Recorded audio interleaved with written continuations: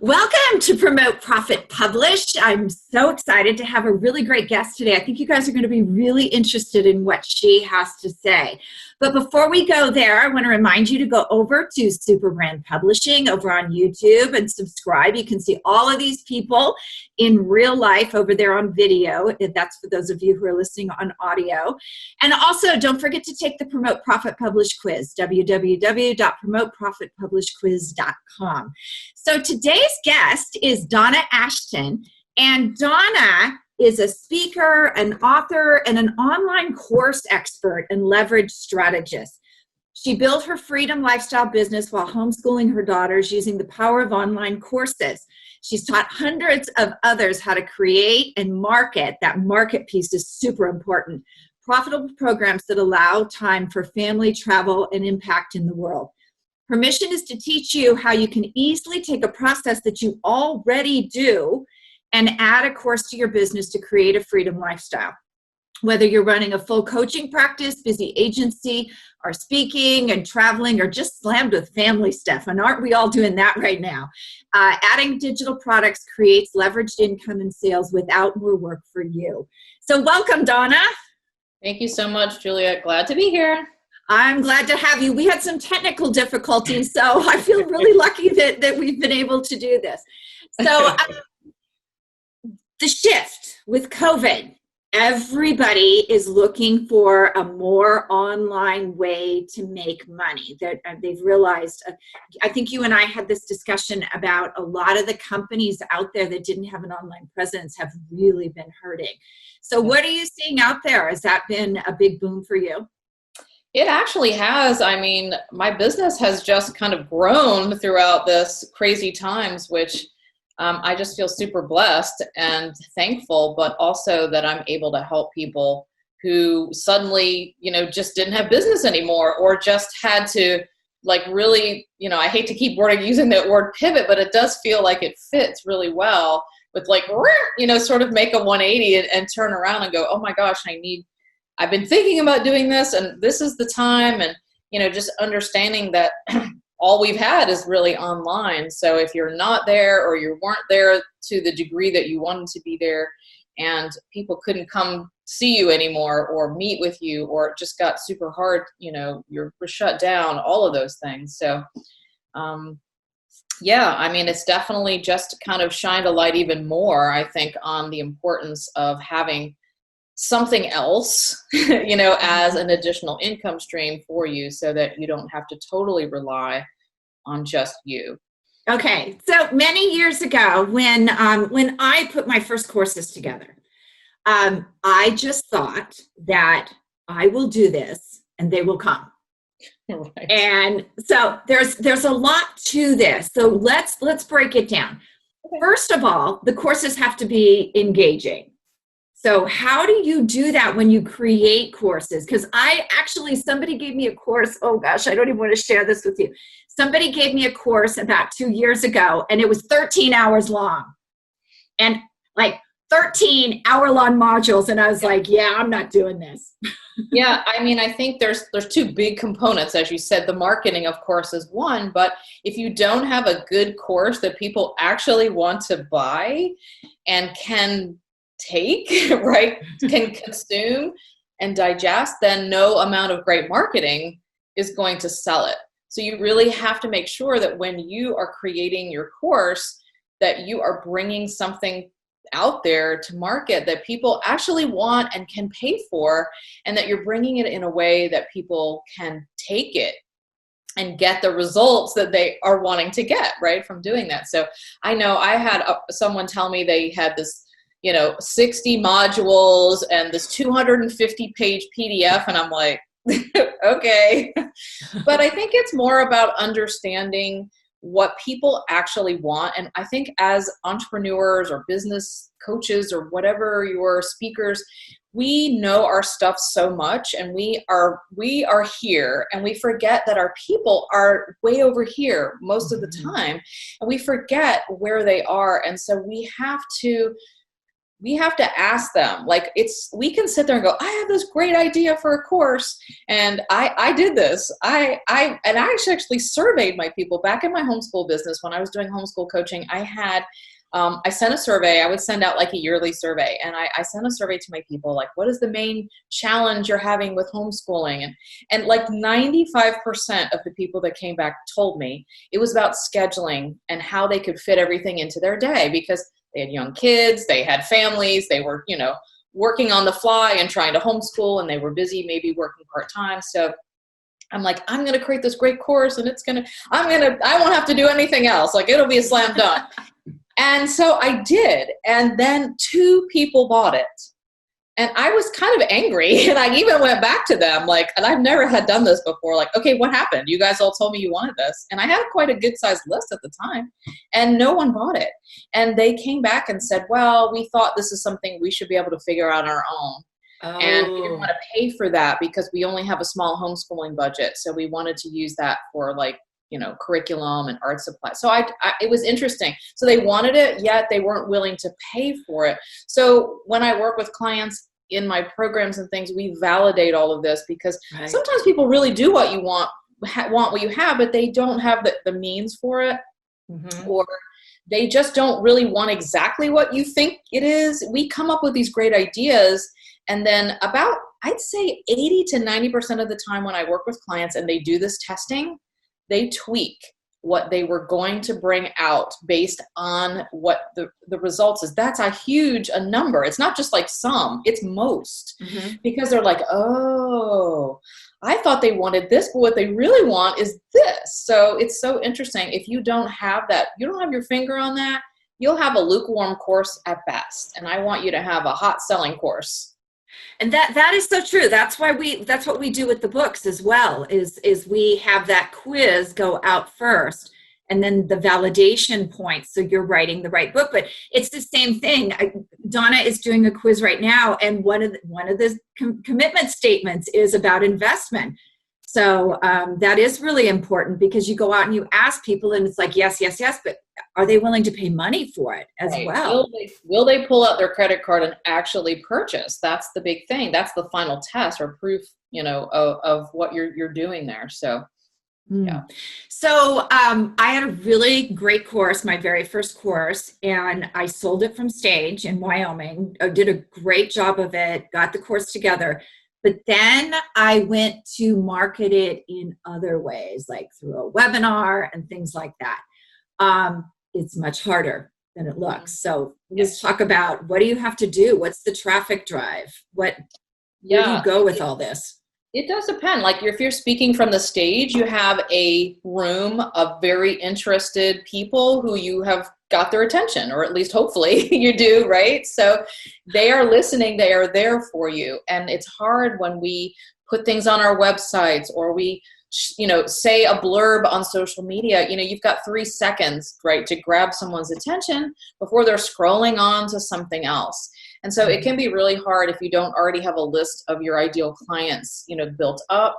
Or even if you do, like doing launches over and over again, like, how do you have consistent income with a course? I think that's a big question that not many people have sort of cracked the code for, because you can sell some, you can do a launch, or like you said, speak and sell some, but then how do I consistently, make $5,000, $10,000 a month, whatever it is that you are wanting from that course, so that it's that consistent revenue that everyone's hoping for, the make your money in your sleep and all of that. So I've done it many ways, and believe me, years. I just did it like launch after launch after launch, and it's exhausting. Yes. And it doesn't really work that well. It doesn't work that well anymore. So now I teach using a funnel and really creating, like, bringing your ideal traffic to you, instead of you having to chase and kind of like throw up all over everyone, hoping to find someone who's interested. So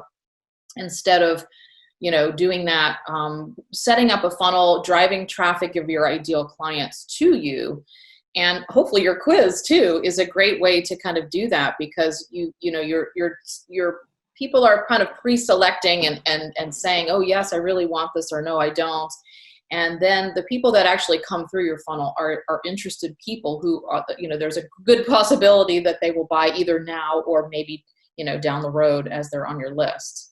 Mm-hmm. And I think the other thing, anybody who hasn't launched doesn't understand really how exhausting it is. And we did, like 2016, 17, even I think I quit doing the big launches back in 2018, about the middle of 2018. And I actually, once I gave that up and figured a new route I have a new way of doing it.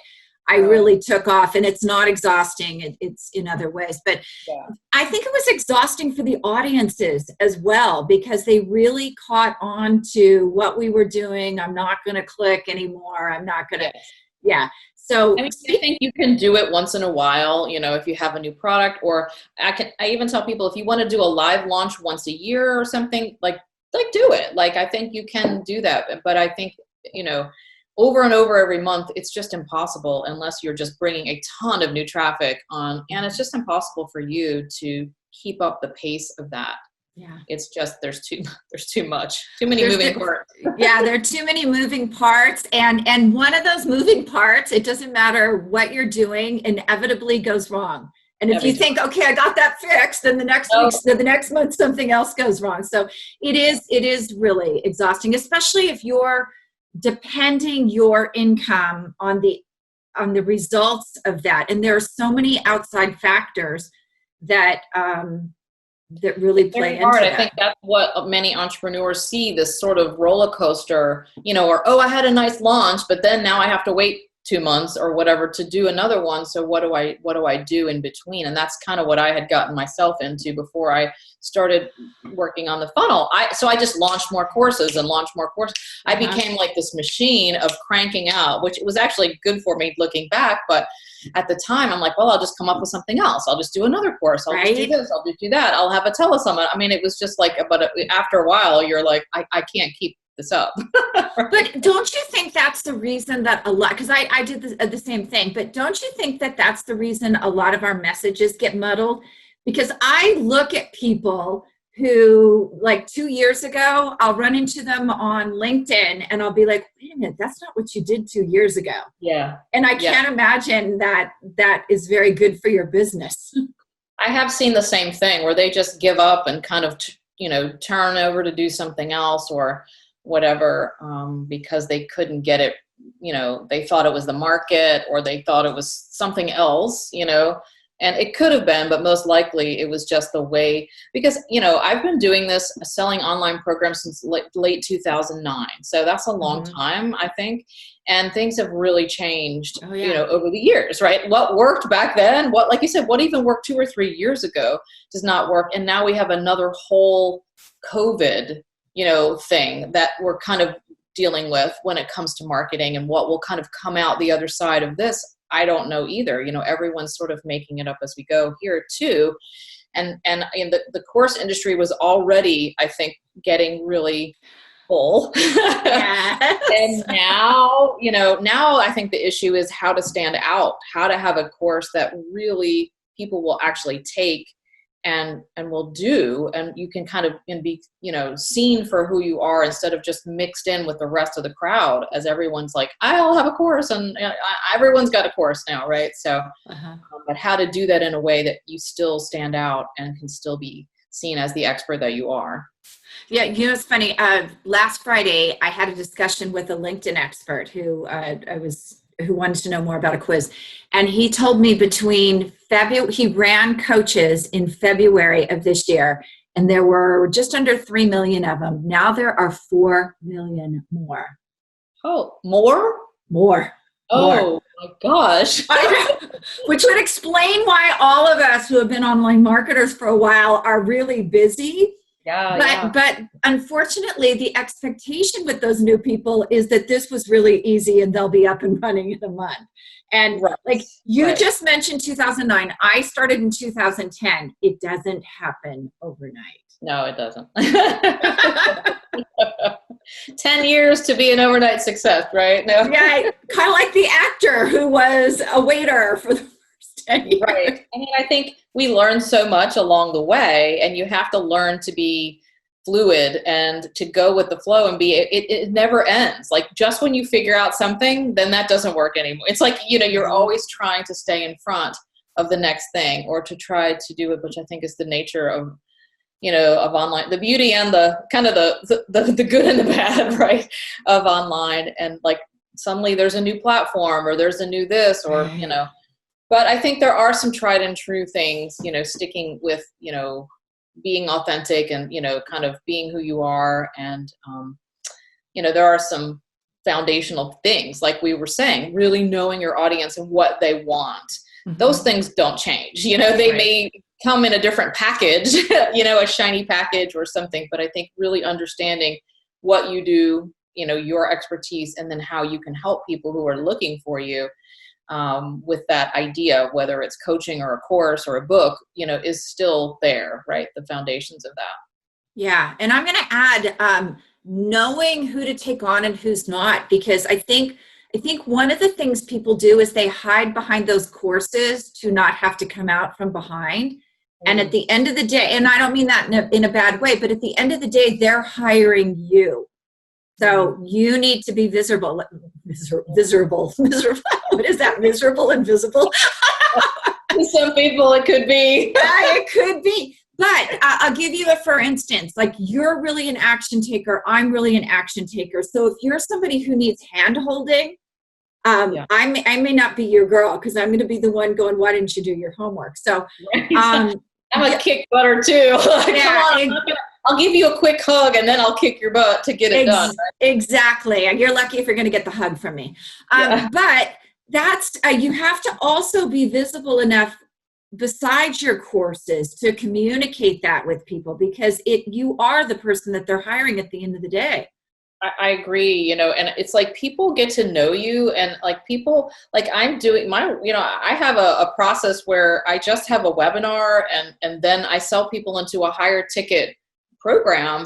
And I think people tell me you're so authentic, whatever, but I know they've checked me out on social media. They've checked my YouTube channel. They've watched other videos over there of me. And so they have something to go see, because I think that's the thing these days. And this is what I've heard from other people too. Like suddenly everyone's a course expert. And I'm not saying that there aren't them out there, but suddenly if you've had a course, then suddenly you are the course expert.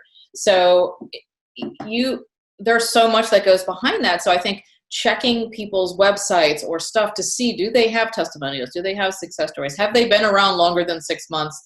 And that kind of thing. And are they there showing up, right, consistently, so that you get to know them? Because there are options out there, right? Now people, like you said, 7 million coaches or whatever, like it's getting very, very, the waters are being filled up. So you've got to do something to stand out. You have to be there.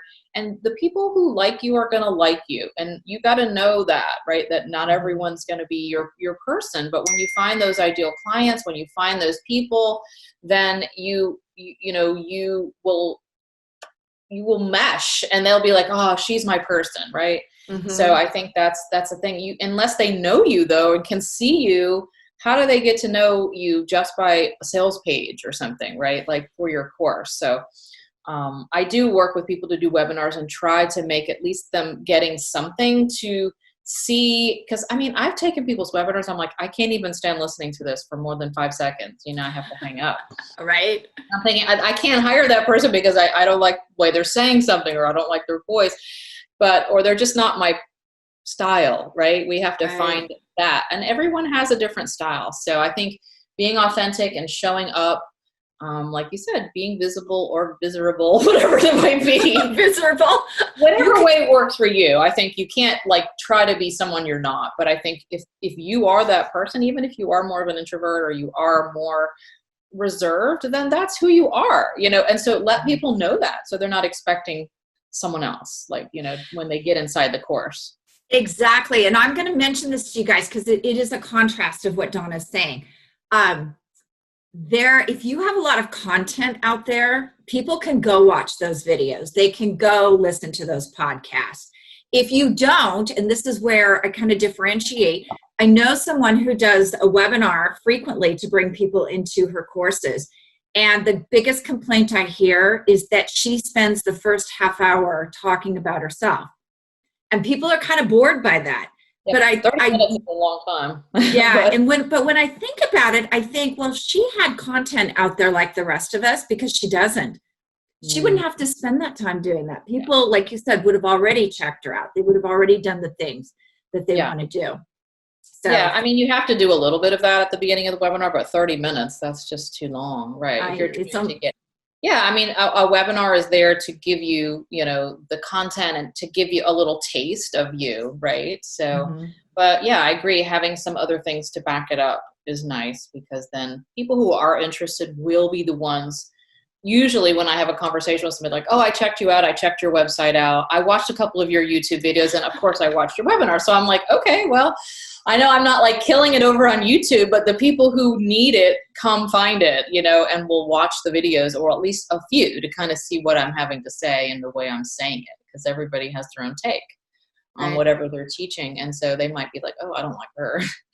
I'm okay with that, you know, because the ones who do, they don't mind me like running around with my hands and being kind of loud and whatever. I mean, if they're going to be like, oh, that's annoying, then they shouldn't, you know, work with me or come by my course, because they're just going to get a lot more of that. So that's so true. And, you know, I don't send people to my website. People ask all the time. And I'm like, you know what? I'm really a relationship person. You're not going to know me by going over and having a relationship with nothing much there. My website's very basic, and it's because I customize everything to what people's wants and needs. So, well, I mean, in social media too, I mean, we're all on Facebook and LinkedIn and everywhere. So there's no excuse really, you know, if somebody wants to check you out or whatever, they can pop over there. But like you said, if you're not showing up, or you're not, you know, at least got something there for people to look at, then you're kind of doing yourself a disservice, because there's nothing, then they just have to kind of take a chance, or they might say, I don't know if I'm going to like this or not. Right.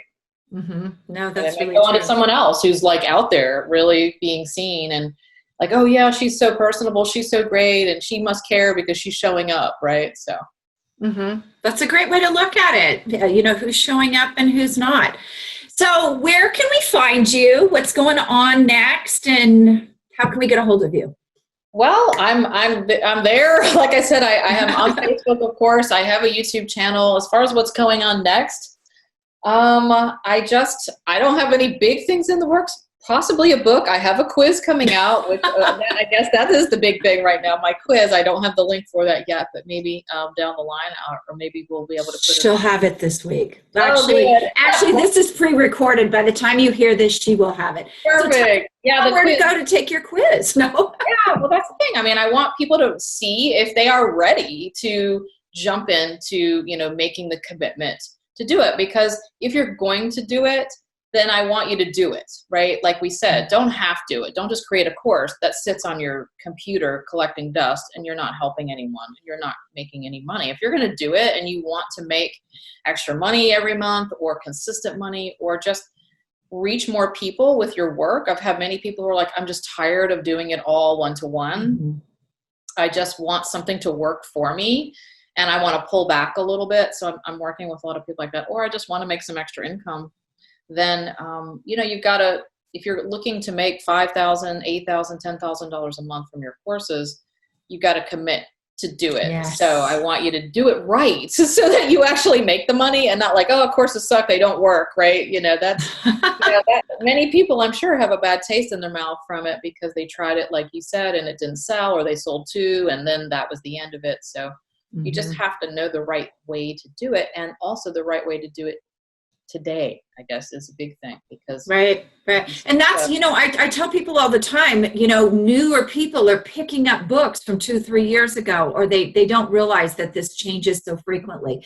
Right. So where can we get a hold of you? Well, you can go to my website, which is there, and it has some links over there. I'm at donna-ashton.com, and my YouTube channel is, I should probably know this. I don't even, I'm like, what is the name of my YouTube channel? That's terrible. Let me see. It is Profitable Courses. So YouTube/Profitable Courses. So you can check me out over there. And I have a Facebook group you can come and join, where I do like lives and post tips and things, and help work through your questions about course ideas and funnels and marketing and all of that. So I'm out there, and soon I'll have my quiz. So I'm excited about that. Thank you, Juliet. Do we have your quiz URL? Because by the time we do. By the time this posts, we will have it. Createyourcourse.com. So createyourcourse.com is createyourcoursequiz.com. Sorry. It's createyourcoursequiz.com. I was like, wait a minute, there's a quiz in there. So createyourcoursequiz.com. Go take our quiz and find out if your layout is right, if you're leveraging, and what's your other one? Yeah, your launch. So your beta launch. Yeah. And that launch is this, and if you have all the things in place so that you will be successful and actually make this thing come to life and really, be a tool that you can use to, I call it a business asset, because you have something that you can sell again and again and again for years to come. And it can be a very powerful tool if you do it right. It can be. Thank you so much for stopping by today. Welcome. Thank you so much for having me. I appreciate it.